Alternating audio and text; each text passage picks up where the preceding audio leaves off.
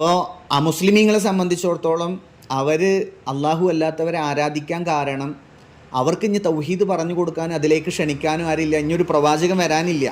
പക്ഷെ പ്രവാചകനെ ഇത്തിബാ ചെയ്യുന്ന നമ്മുടെ ബാധ്യതയാണ് എന്ത്? അള്ളാഹിനെ മാത്രമേ ആരാധിക്കാൻ പാടുള്ളൂ, അള്ളാഹുവിന് മാത്രമേ നേർച്ചയും വഴിപാടും നടത്താൻ പാടുള്ളൂ. ഇത് പറഞ്ഞു കൊടുക്കേണ്ടത് നമ്മളെ ബാധ്യതയാണല്ലോ.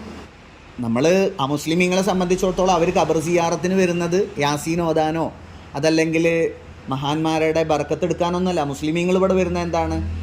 തൻ്റെ പ്രശ്നങ്ങളും പ്രയാസങ്ങളും എവിടെ പോയി പ്രാർത്ഥിച്ചാലാണ് മാറുക എന്നറിയാതെ ജീവിക്കുമ്പോഴാണ് ആരെങ്കിലുമൊക്കെ ഇങ്ങനെ പറഞ്ഞു കൊടുക്കുക, നിങ്ങൾ അവിടെ പോയിക്കോളി, അവിടേക്ക് പട്ട് നേർച്ചയാക്കിക്കോ അല്ലെങ്കിൽ അവിടേക്ക് നിലവിളക്ക് നേർച്ചയാക്കിക്കോ എന്ന് പറഞ്ഞാൽ അവരിവിടെ വരുന്നത് ഖബർ സിയാറത്ത് ചെയ്യാൻ വേണ്ടിയിട്ടല്ല. അവരൊരു പക്ഷേ എന്ത് ചെയ്യും? ഇവരെ വിളിച്ച് പ്രാർത്ഥിക്കുകയും ചെയ്യും. പ്രാർത്ഥിക്കില്ലേ? അങ്ങനെ പ്രാർത്ഥിക്കുന്ന ആളുകളോട് പ്രവാചകനെ പിൻപറ്റി ജീവിക്കുന്ന നമ്മുടെ ഉത്തരവാദിത്തം എന്താണ്? ചെയ്യാൻ പാടില്ല, അള്ളാഹുവിനെ മാത്രമേ ആരാധിക്കാൻ പാടുള്ളൂ എന്ന് പറഞ്ഞു കൊടുക്കണം.